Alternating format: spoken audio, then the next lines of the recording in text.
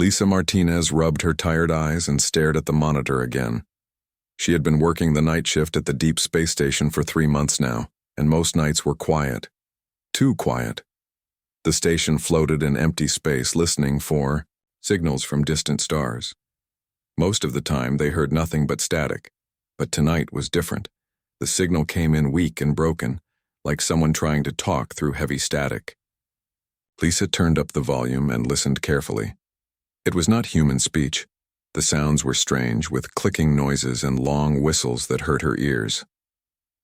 "Captain Sullivan," she called over the intercom. "You need to hear this."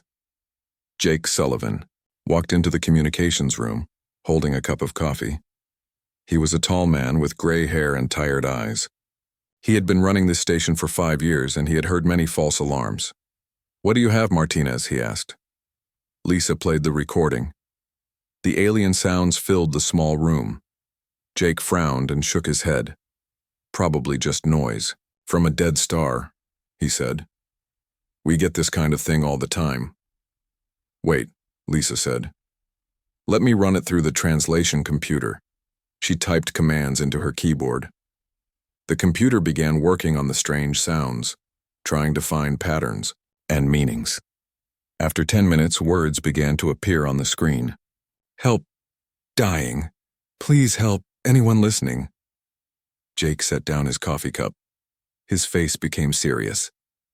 "Get Dr. Rodriguez up here right now," he ordered. Amy Rodriguez arrived 20 minutes later, still wearing her pajamas. She was the station's expert on alien languages, and she looked excited despite being woken up in the middle of the night. "Play it again," she said, sitting down at Lisa's computer. Amy listened to the signal 3 times, taking notes. Her fingers moved quickly over the keyboard, adjusting the translation program. "This is incredible," she whispered. "They call themselves the Kythera. They are asking for help." "Help with what?" Jake asked. Amy worked for another hour, pulling more words from the static. Slowly, a terrible story began to appear on the screen. The Kythera were traders who traveled between stars, selling goods and knowledge. They were peaceful people who had never fought wars, but now they were being hunted by something called the hegemony. "The hegemony kills everyone," Amy read from the translation. "They take our worlds and use our people for experiments. We have sent this message to 47 star systems. No one answers. No one helps. We are the last of our kind." Jake walked to the window and looked out at the stars. In the distance, he could see Earth, a small blue dot among millions of lights. "How far away are they?" he asked. 47 light years, Amy replied. "In the Vega system." "That's very far," Jake said. "Why are they asking us for help? Earth is not important. We just started traveling to other stars a few years ago." Amy found more of the message. Her face became sad as she read. "They have been calling for help for 6 months. Some aliens answered, but only to say they were sorry. Others said they were too far away or too weak to fight the hegemony. A few species sent small gifts of food or medicine, but no real help." She looked up at Jake. "We are their last hope.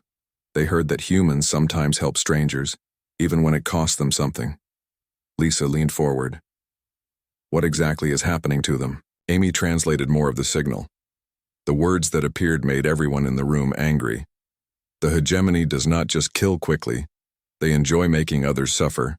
They capture families and hurt them slowly while others watch. They want people to give up hope before they die." Jake's hands became fists. "How many Kythera are left?" "Maybe 3 million scattered on 3 planets. The hegemony is attacking their last safe world right now." The room became quiet. Outside, the stars continued to shine, cold and distant. "We have to tell Earth Command about this," Jake said finally. "Will they help?" Lisa asked. Jake was quiet for a long moment. Earth had its own problems. There were not many spaceships, and most people thought aliens were just stories.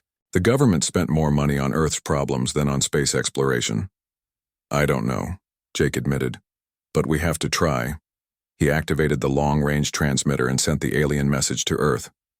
Along with it, he sent his own report, explaining what they had found. While they waited for an answer, Amy continued working on the translation. She found more details about the hegemony that made her stomach feel sick. They have been doing this for thousands of years, she said. They find species that cannot fight back and destroy them slowly. They think it is fun. How many species have they killed? Jake asked. The Cathara mentioned 23 different races that are gone forever. Lisa shook her head. That's terrible. How can someone do that to innocent people? 3 hours later, Earth Command sent a reply. Admiral Karen Hayes wanted to speak with Jake directly. Her face appeared on the main screen. She looked tired and worried. Captain Sullivan, she said. I have read your report. Are you certain this is real? Yes, Admiral. Dr. Rodriguez has checked the translation many times. These people are really in trouble. Admiral Hayes was quiet for a moment. Earth has 12 warships. That's not very many. And we have never fought aliens before. We don't know how strong they are. The Cathara are not asking us to win, Amy said. They just want someone to try. Everyone else has ignored them. Admiral, Jake said, I know this is dangerous, but these people asked for help. Doesn't that mean something? Admiral Hayes looked out of her own window at Earth below. After a long pause, she spoke. I will talk to the President and the military leaders. But I cannot promise anything. After the call ended, Jake, Lisa, and Amy sat in the quiet room. Outside, the universe continued its ancient dance of stars and darkness. Do you think Earth will help them?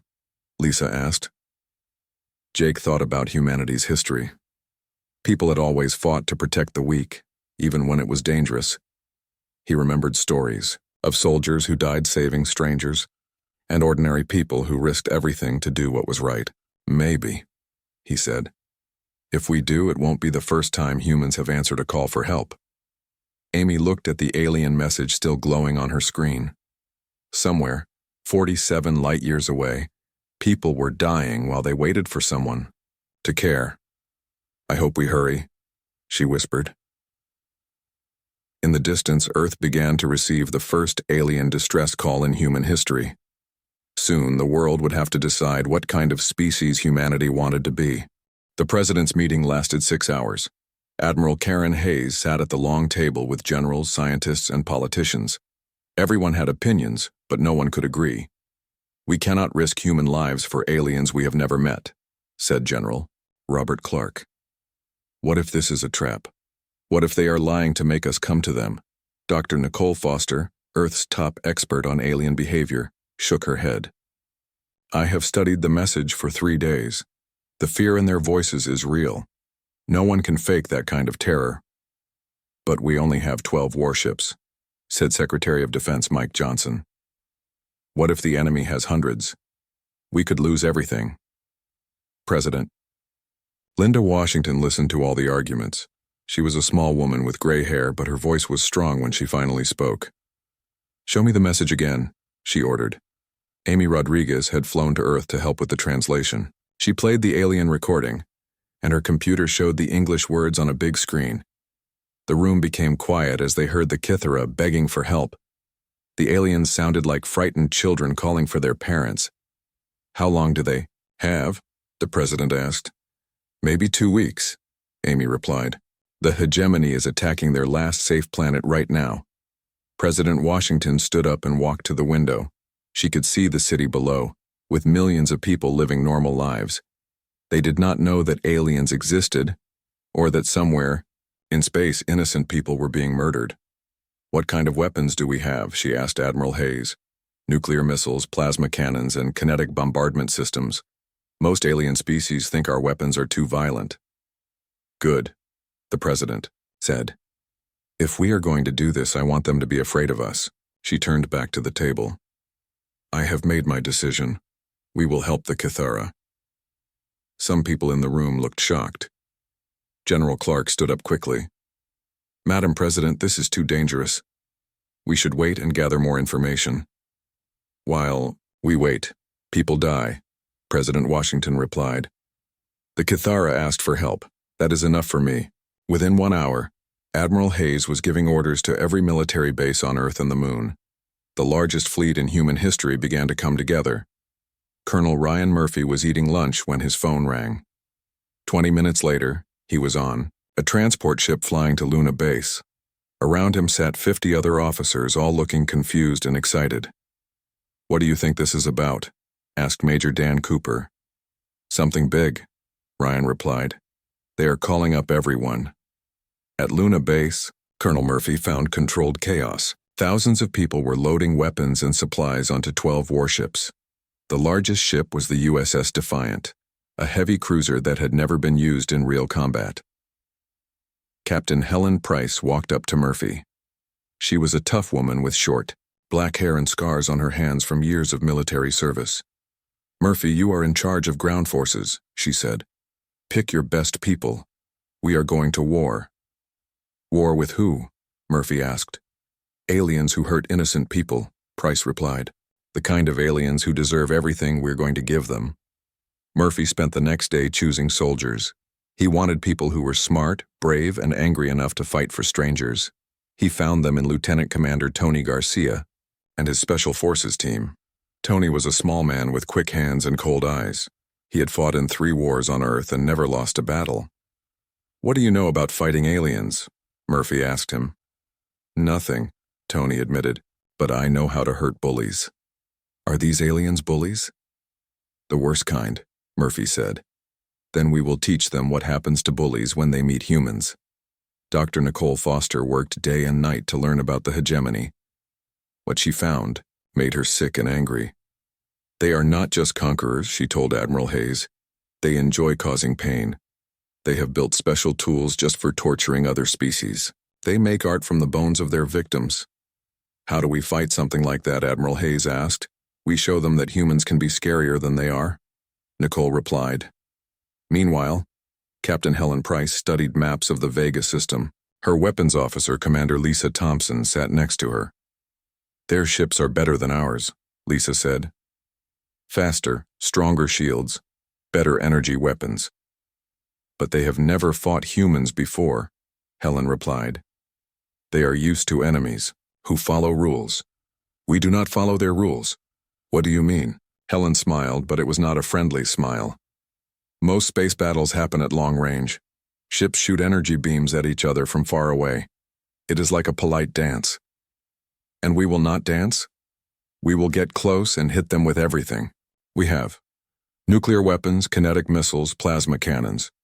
We will hurt them so badly they will never forget the name human." The fleet came together quickly. 12 ships, 3,000 crew members, and enough weapons to destroy a small moon, but everyone knew it might not be enough. On the last night before departure, Admiral Hayes spoke to all the crews by video.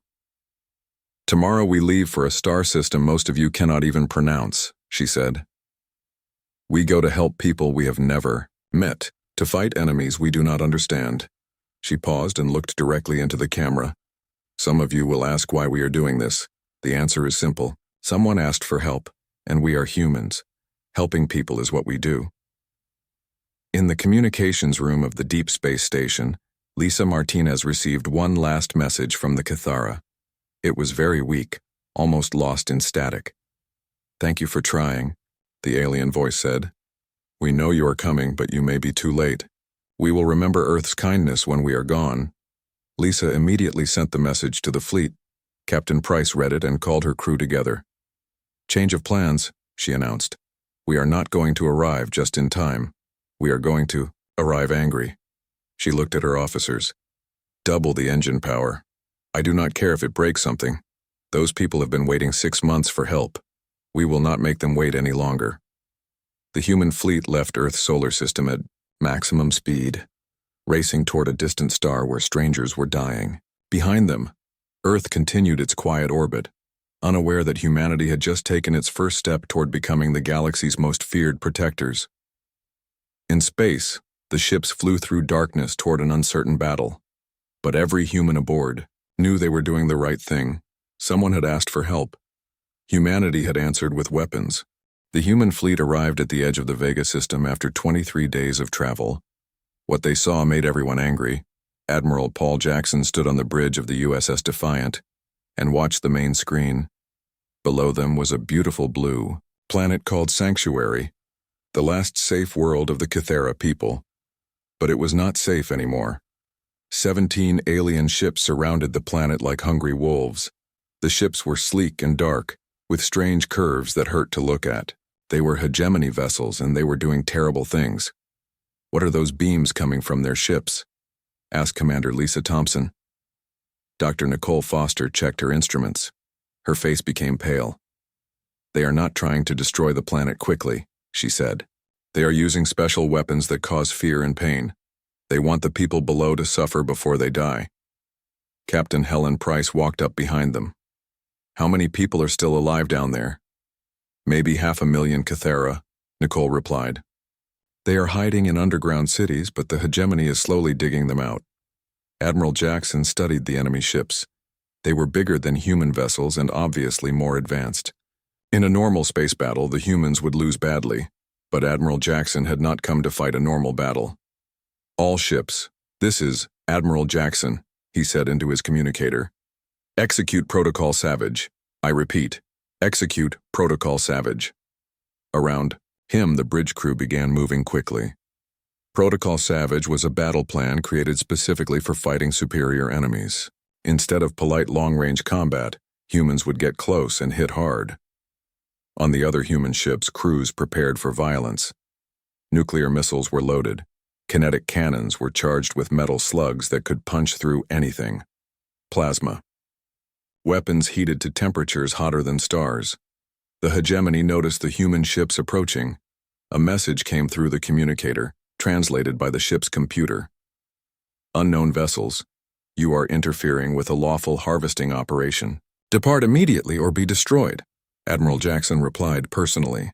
"This is Admiral Paul Jackson of the Human Defense Fleet. We are here to help the Kythera. Surrender now and we might let some of you live." Silence. Then alien laughter came through the speakers. "Humans? We have never heard of your species. I have 12 small ships. We have 17 superior vessels.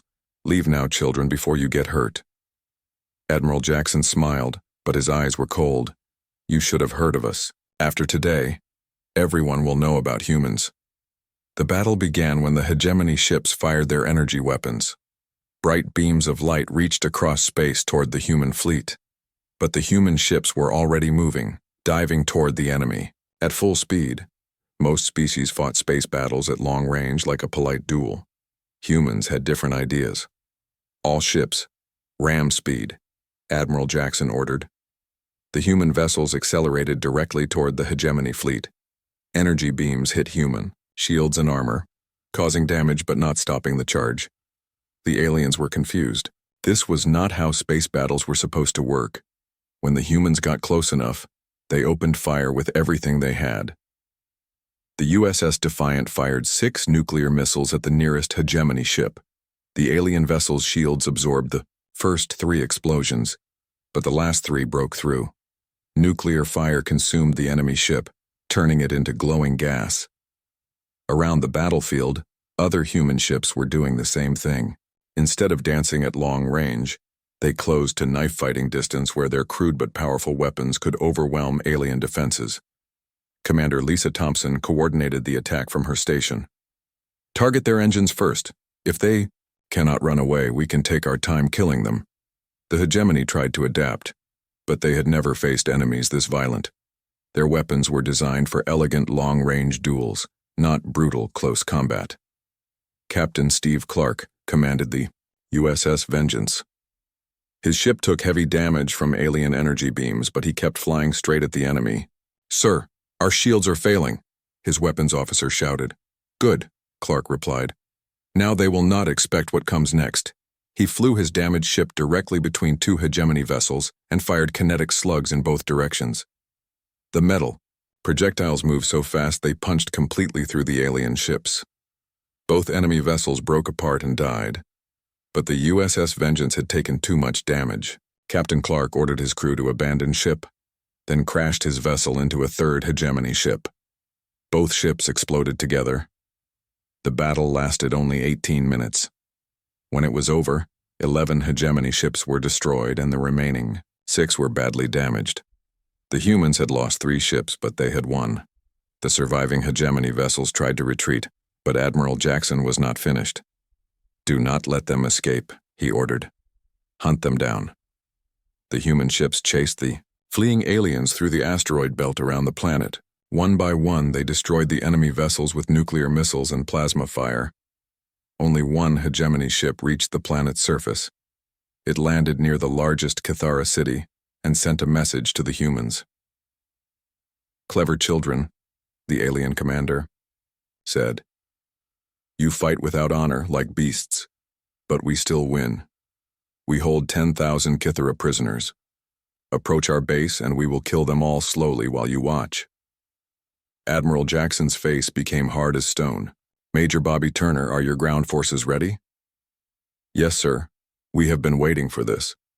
"Then show these aliens what happens when they threaten innocent people." On the planet's surface, the hegemony had built a large fortress around the captured Cathara. The alien commander felt safe behind his walls and shields. His species had fought many wars, and enemies always approached carefully to avoid harming prisoners. But the commander had never fought humans before. Major Turner did not approach carefully. Instead, he ordered his ships to land in 17 different locations around the enemy base. Human soldiers poured out of the transports carrying weapons that most civilized species had banned long ago. "Remember," Turner told his troops over the radio, "these aliens enjoy hurting innocent people. Show them what we think of bullies."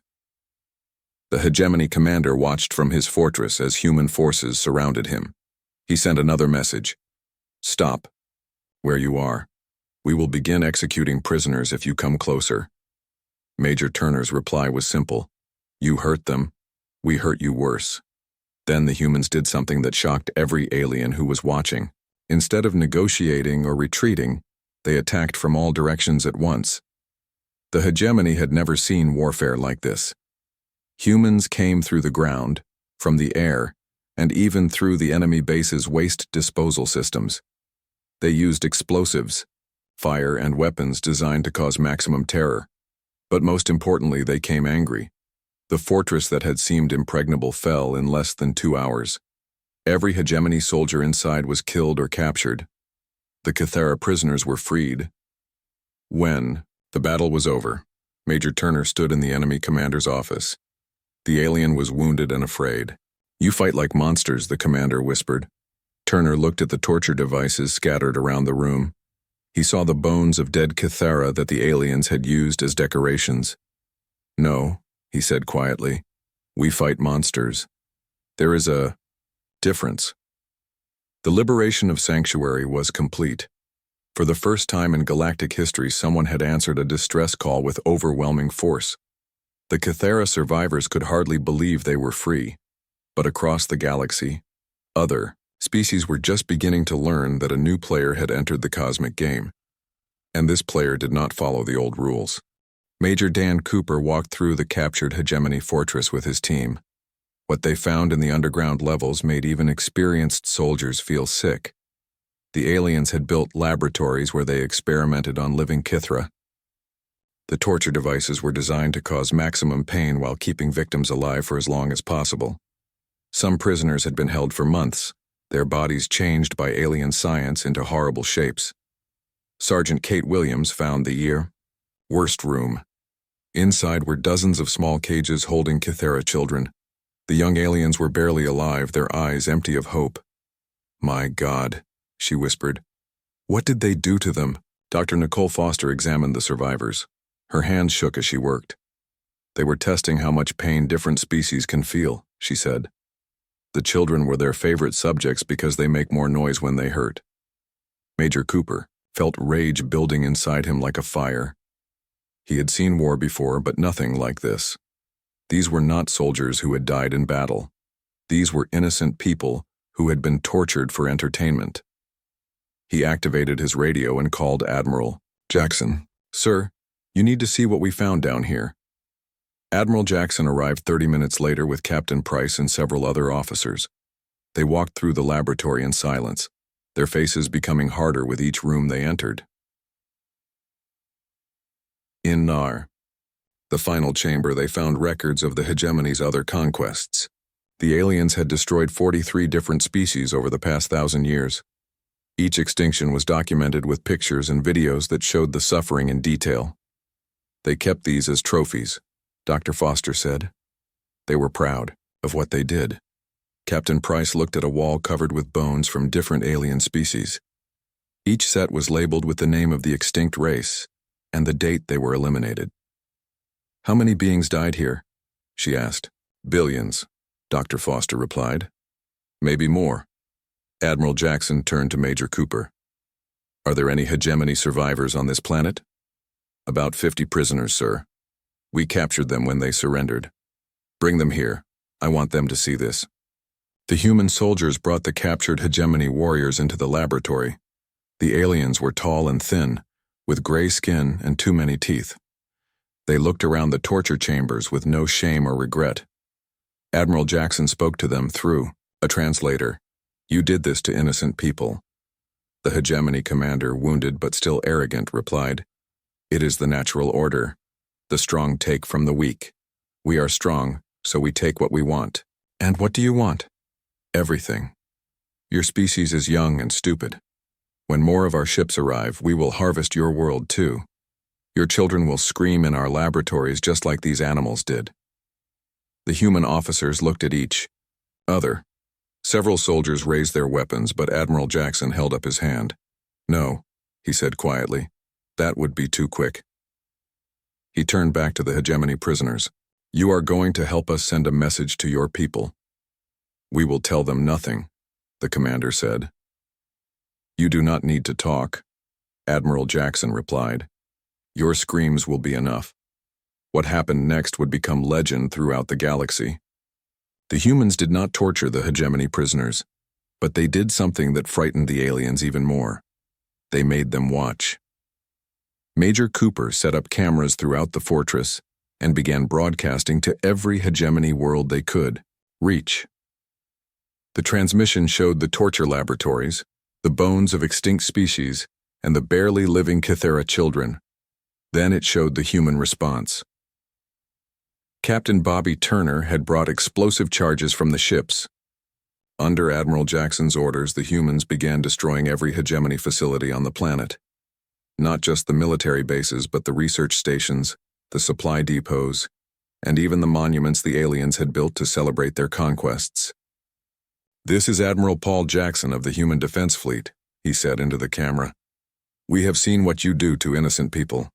We have seen your laboratories and your trophies. We have rescued your victims and counted your crimes." He paused and looked directly at the camera. "This ends now. The humans worked for 3 days systematically destroying everything the hegemony had built on Sanctuary. They used nuclear charges to collapse underground bunkers and plasma weapons to melt research equipment into slag. But the most powerful part of their message was what they did with the hegemony prisoners. Instead of killing them quickly, the humans forced them to help clean up the torture laboratories. The alien warriors who had enjoyed causing pain were made to carry the bodies of their victims and tend to the wounded survivors. Sergeant Williams made the hegemony commander personally care for the Kythera children he had tortured. The aliens' hands shook as he fed water to beings he had spent months trying to break.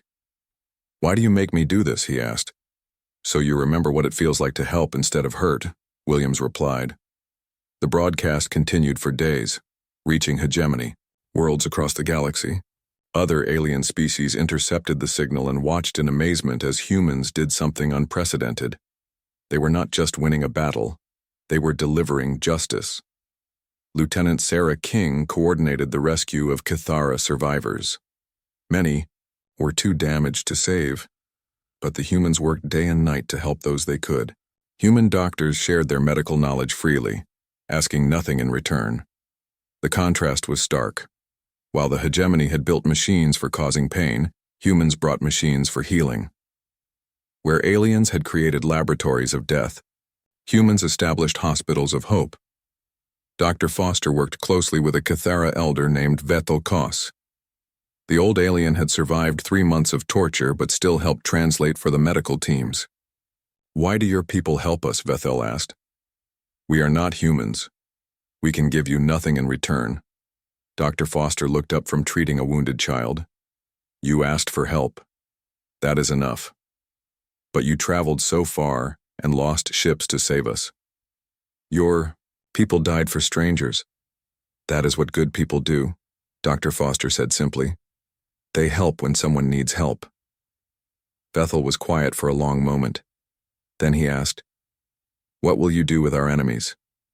Dr. Foster looked through the window at the hegemony prisoners working under guard to repair the damage they had caused. "We will teach them something they have forgotten," she said, "that actions have consequences." On the fourth day, Admiral Jackson made his final broadcast to the hegemony worlds. "Your forces on Sanctuary are defeated. Your laboratories are destroyed. Your prisoners are free, but this is not revenge. This is a warning." He gestured to the camera showing the rescued Kythera children playing with human toys. "These people asked for help, and we came.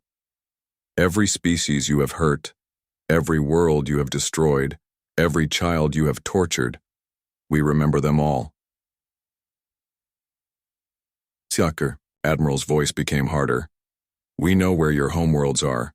We know how many ships you have. We know your weaknesses. If you ever hurt innocent people again, we will come for you. And next time, we will not be merciful." The transmission ended with images of human ships leaving Sanctuary, but not before establishing a permanent defense station in orbit. The message was clear. This world was now under human protection. As the fleet prepared to return to Earth, the surviving Kythera gathered to say goodbye. Despite everything they had suffered, they were alive and free. Bethel Koss spoke for his people. "How do we thank you for saving us?" Admiral Jackson thought for a moment. "Live good lives. Be kind to others. And if anyone ever needs help the way you did, try to help them. And if we cannot help them ourselves?" The Admiral smiled. "Then call us. We will come." The human fleet departed Sanctuary, leaving behind a world that was healing. But across the galaxy, the impact of their actions was just beginning to spread. For the first time in galactic history, the hunters had become the hunted. 6 months after the Battle of Sanctuary, Ambassador Julie Adams sat in her new office on Earth's first alien embassy. Across from her desk was Bethel Koss, the Kythera elder who had survived the hegemony torture chambers.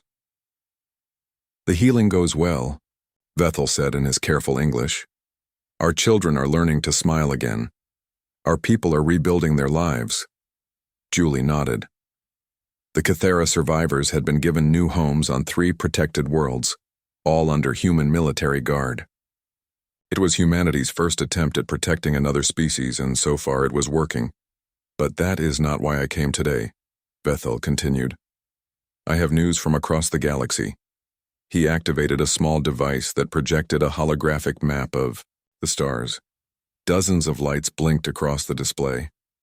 "Each light represents a species that has contacted us," Bethel explained. "They have all heard about what humans did at Sanctuary. They want to know if the stories are true." Julie looked at the map. There were hundreds of blinking lights, more than she had expected. What kind of stories are they hearing?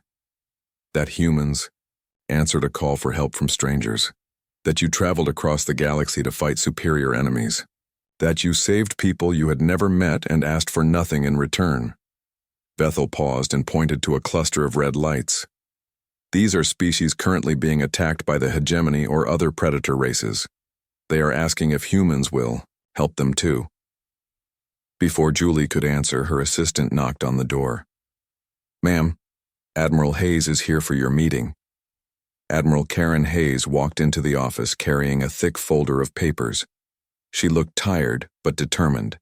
"Bethel, good to see you again," she said, shaking the alien's hand. "How is your recovery going?" "Better each day, thanks to human doctors," Bethel replied. "But I was just telling Ambassador Adams about the requests for help we are receiving." Admiral Hayes sat down heavily. "That is what I came to discuss. Earth Defense Command is getting dozens of distress calls every week. Some are from species being invaded. Others are from refugees fleeing destroyed worlds." She opened her folder and spread out several documents. "This one is from the Zelani Republic. The hegemony is attacking their outer colonies. This is from the Korath Union. They are being enslaved by something called the Dominion Collective. And this one She held up a message covered in strange symbols. This is from a species we cannot even pronounce. They say their children are being taken by raiders, and they have nowhere else to turn. Julie felt overwhelmed. How many ships do we have now? 42 warships, with more being built every month, but that is still not enough to help everyone who is asking. Admiral Hayes looked out the window at Earth below. The government is divided. Some politicians want to help everyone. Others think we should focus on protecting Earth. What do you think? Julie asked. I think we opened a door when we saved the Cathara, Admiral Hayes replied. Now we have to decide what kind of galaxy we want to live in. Their discussion was interrupted by an urgent communication from Captain Frank Davis, commanding the rebuilt Third Fleet near the Vega system. Admiral, we have a situation, Captain Davis said from the main screen. A Galactic Council fleet just arrived at Sanctuary. They are demanding to speak with human leadership. Admiral Hayes frowned. The Galactic Council was a group of old, powerful alien civilizations that controlled much of known space. They had ignored the Cathara's calls for help, but now they seemed interested in human activities. What do they want? Admiral Hayes asked. They say humans violated galactic law by using excessive force against the hegemony. They want us to stand trial for war crimes. Julie and Admiral Hayes looked at each other. War crimes for saving innocent? People seemed ridiculous, but the Galactic Council had thousands of ships and could be dangerous enemies. Tell them we will send a representative, Admiral Hayes said. Julie, looks like you are taking a trip to space. 3 days later, Ambassador Adams stood before the Galactic Council on their massive space station. The council chamber was huge, with representatives from 40 different alien species sitting in judgment. The chief counselor was a tall, thin being with blue skin and 4 arms. He looked down at Julie with obvious distaste. Human Adams, he said in a voice like grinding metal. Your species stands accused of violating the Galactic Warfare Convention. You used nuclear weapons, killed surrendering enemies, and refused to negotiate with the hegemony. Julie looked around the chamber at the alien faces staring down at her. Some looked curious, others seemed hostile. The Cathara asked for help, she said simply. We helped them. You destroyed an entire hegemony fleet and broadcast torture footage across the galaxy, another counselor accused. This was excessive and uncivilized. The hegemony was torturing children, Julie replied. Where were you when innocent people were calling for help? The chamber became quiet. The chief counselor's face showed anger. The Galactic Council does not interfere in local conflicts. It is not our place to choose sides, but it is your place to judge those who do choose sides. Your species is primitive and violent. You must be contained before you disrupt galactic order. Julie felt anger rising in her chest. These aliens had ignored the Cathara's suffering but now wanted to punish humans for ending it. We reject your authority, she said firmly. Earth withdraws from all galactic treaties and organizations. The counselors looked shocked. No species had ever simply walked away from galactic civilization before. You cannot do this, the chief counselor said. You will be isolated, alone. We will not be alone, Julie replied. We will be with people who need help. She turned and walked out of the chamber, leaving the Galactic Council in chaos behind her. The news of Earth's withdrawal spread quickly across the galaxy. Some species were horrified that humans had rejected galactic authority. Others were excited that someone had finally stood up to the Council's inaction. Within weeks, Ambassador Adams was receiving visits from dozens of species who wanted to join what the media was calling the Human Defense Compact. These were smaller, weaker civilizations that had been ignored or bullied by larger powers. The Zilani were the first to formally request human protection. Captain Helen Price, now commanding the flagship USS Retribution, led a fleet to their worlds just as hegemony forces arrived. The battle was brief and brutal. The hegemony had learned to fear human tactics, and many of their ships fled when they saw human warships approaching. More species joined the compact every month. The Korith, the Marilay, the Dorthak Alliance, and dozens of others. Each brought their own knowledge and resources, making the alliance stronger. Dr. Nicole Foster, now Director of Alien Relations, coordinated the growing network of protected worlds. Her office received hundreds of messages each day from species, asking for help or offering to join the compact. "The galaxy is changing," she told Admiral Hayes during one of their weekly meetings. "The old powers are losing control." Admiral Hayes nodded. "Good. The old system did not work for anyone except the bullies." 2 years after Sanctuary, Captain Frank Davis commanded a fleet of 200 ships from 30 different species. They were hunting the last hegemony strongholds, determined to end the threat forever. The message that went out to every world in known space was simple. The hegemony is finished. The age of predators is over. In her office on Earth, Ambassador Adams received a message that made her smile. It was from a young Cathera who had learned to write in English. "Dear humans," the message said, "thank you for teaching the galaxy that someone will always answer when good people call for help." Julie looked out her window at the stars. Somewhere out there, 47 light years away, children were playing, safely on a world called Sanctuary, and across the galaxy, species that had been afraid for thousands of years were learning to hope again. Earth had answered one call for help with weapons. Now, the galaxy would never be the same. The monsters were learning to run.